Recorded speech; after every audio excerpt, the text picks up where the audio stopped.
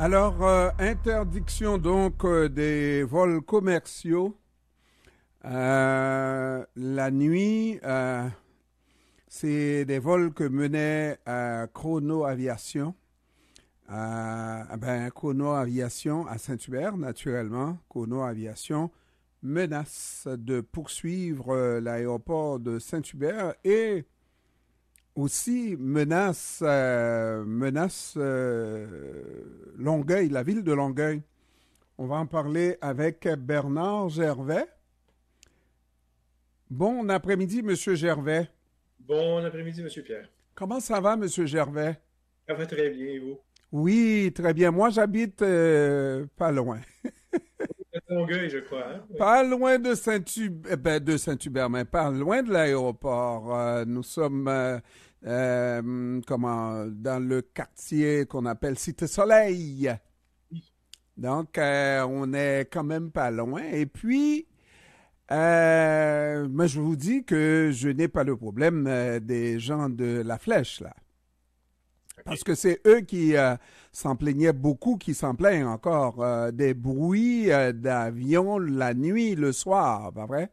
Oui, la flèche dépendant de la direction du décollage, mais oui, c'est la nuit. Et même moi, je demeure à Greenfield Park et j'ai des vols de nuit qui passent en haut de chez moi quand les vents proviennent du sud-ouest. Vous êtes sur la trajectoire Oui, mais le décollage en ligne avec la piste, oui. avec la piste et naturellement, Montréal, le grand aéroport international, avait décidé qu'il ne devrait pas avoir de décollage à certaines heures de la nuit. Comment Saint-Hubert n'a pas pu régler ce problème-là avant que ça ne se dégénère, parce que c'est un conflit qui semble se préparer là. Ben, il y a deux choses pour ce qu'on voit, parce que je sais on a vu avec les 737-200, les Boeing 737-200 de Chrono Aviation. Ça, c'est une chose. L'autre chose, Trudeau, c'est avec le temps, là, il essaie de restreindre les vols d'avions de plus de 45 000 kilos. Parce que ça génère plus de bruit, évidemment.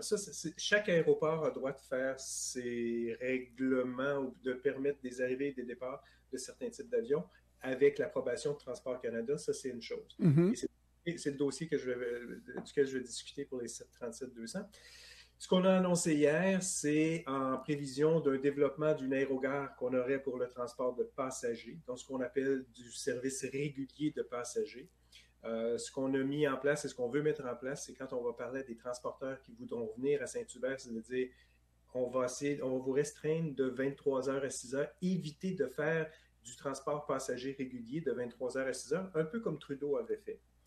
Par contre, l'autre dossier qui est les 737-200, ça fait près d'un an, ça fait bientôt un an qu'on avait déjà commencé à adresser ça. On regardait les plaintes qu'on recevait et on a vu que beaucoup, si ce n'est pas la majorité des plaintes, c'est pour ce vol de nuit-là.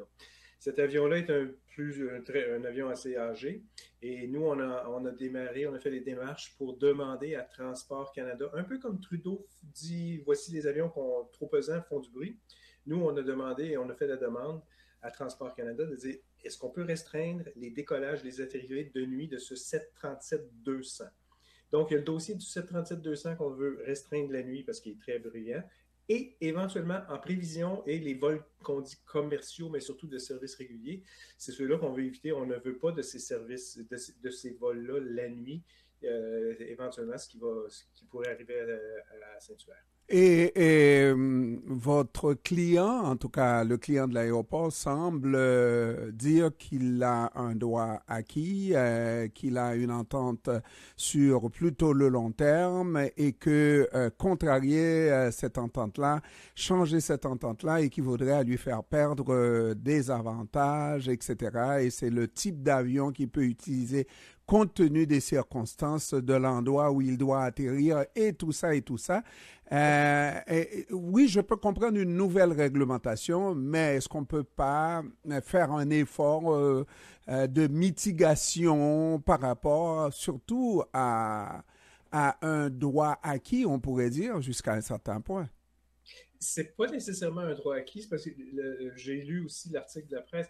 Et notre client qui est chez nous, c'est un très bon client d'ailleurs, mis à part le bruit qui est généré, c'est une entente de à peu près 40 ans, je crois, là, un bail pour le terrain de l'aéroport. L'autre entente, c'est le client qui, lui, a son entente avec la compagnie minière, Mm. qui a fin mars 2024. Alors, l'entente avec nous, c'est oui, c'est sur 40 ans. Il a déjà investi beaucoup d'argent pour développer son aérogare et les travaux et ce qui est là.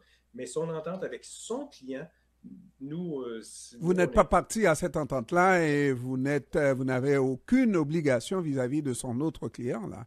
exactement. Et c'est ça la situation. Et maintenant, ça regarde seulement en direction des poursuites, en direction des mises en demeure et éventuellement des procédures. Est-ce qu'il y a une possibilité effectivement de règlement dans ce dossier? Pour l'instant, nous, on a suivi le chemin qu'on s'était tracé de dire, voici, on a demandé à arrêter les vols de nuit de son avion. Il y a eu de l'écoute de la part du client aussi. Puis, suite à ça, ben, on n'a pas trouvé nécessairement terrain d'entente parce qu'il y a quand même une troisième partie qui est la compagnie, son client ce client-là, à notre client. Et nous, on a suivi les procédures de demander à Transport Canada de dire pourriez-vous bannir les vols de nuit. Et Notre donc, je comprends que ce n'est pas l'aéroport de Saint-Hubert qui va entreprendre de bannir ces vols-là. Ce n'est pas la ville de Longueuil non plus, mais vous êtes associés et bien heureux et vous êtes même les demandeurs auprès de Transport Canada. Oui, on a droit de demander et l'autorisation ou le refus vient de Transport Canada. Ah, mais il n'a pas de cause du tout, là. C'est pas vous qui allez vous demander et si votre demande est jugée recevable, on va l'accepter, sinon on va le refuser. C'est tout à fait ça. Ah. Et maintenant, est-ce qu'on tient compte là-dedans de cette population qui vraiment en a marre de ce tintamarre la nuit, effectivement, et c'est beaucoup de gens. Est-ce qu'il y a une considération pour cette population-là? Mais de ce que moi j'ai vu, je ne lui ai pas parlé. Il semble qu'il s'en fout pas mal royalement de la population. Respecter l'entente, c'est un point, c'est tout. Je vais vous laisser lui parler si vous voulez bien. Moi, ce que je sais, c'est que quand on fait la démarche auprès de Transport Canada pour demander si est-ce qu'on peut bannir les décollages, les arrivées de cet avion-là, et voici toutes les raisons. On fait un suivi auprès des gens qui sont autour de l'aéroport. On fait un suivi auprès On des... fait une enquête en principe. Oui, on suit la norme et la procédure que Transport Canada a prescrite de dire voici comment vous devriez procéder si vous voulez changer quelque chose par rapport au bruit autour des aéroports. Donc, on a suivi la démarche et on a soumis le dossier à Transport Canada avec cette demande-là. Et là, c'est entre leurs mains. Et maintenant, pour parler de l'aéroport de Saint-Hubert, on dirait un petit aéroport qui ne peut pas grandir, grossir, je dirais. Est-ce que ça va rester toujours comme ça, un petit trop proche d'un trop grand et qui ne peut pas prendre de la maturité? Je vais vous dire non. C'est un de ces aéroports comme les plus grandes villes autour du monde qui ont deux, trois, parfois quatre, cinq aéroports, un peu comme autour de Londres en Angleterre. Trudeau est à pas mal. Bon, après la COVID, là, ils reprennent et ils vont être à pleine capacité. C'est plein, plein, plein. Il y a toujours place pour un aéroport comme celui de Saint-Hubert pour faire partie du système des aéroports du Grand Montréal. Mirabel qui fait le cargo, Trudeau qui fait les vols internationaux et les plus gros vols, et Saint-Hubert qui va desservir la desserte régionale du Québec. Et je vais vous dire que c'est très, très près, c'est dans les plans et ne restera pas comme on le voit là. Mhm. Ben, actuellement, vous faites quoi là? Desserte des villes de région, c'est quoi? Quelle ville vous desservez? C'est Pascan qui est là en ce moment, qui fait les îles de la Madeleine, qui fait Sept-Îles, qui fait Québec, Bonaventure, il manque encore un peu de desserte vers l'Abitibi, mais c'est surtout les villes régionales. Je crois qu'ils font Wabush en ce moment encore. Grosso modo, c'est combien d'atterrissages par jour, de vols Si, par jour? si ce ne sont que les vols de Pascan, on parle d'à peu près 10 à 15. Il y a aussi les évacuations médicales de Air Médic qui sont là. Il y a la Sûreté du Québec avec ses hélicoptères, il y a la GRC. Mais ce qu'on parle, ça, c'est juste pour les vols qu'on peut dire de passagers. Mais il ne faut pas oublier non plus que les écoles de pilotage, et on fait en moyenne 300 à 400 décollages atterrissages par jour. Et vous en êtes satisfait au moment où on se parle? Ben, il y a place à plus. Il y a place à desservir la population de la Montérégie avec en faire un aéroport pour pouvoir desservir encore plus la Montérégie et qu'on n'ait pas à nécessairement se déplacer et faire 1 heure pour aller à Trudeau pour faire un vol d'1 heure à Toronto. Oh, donc un jour, je pourrais prendre l'avion pour aller à Toronto en direct de Saint-Hubert. Totalement.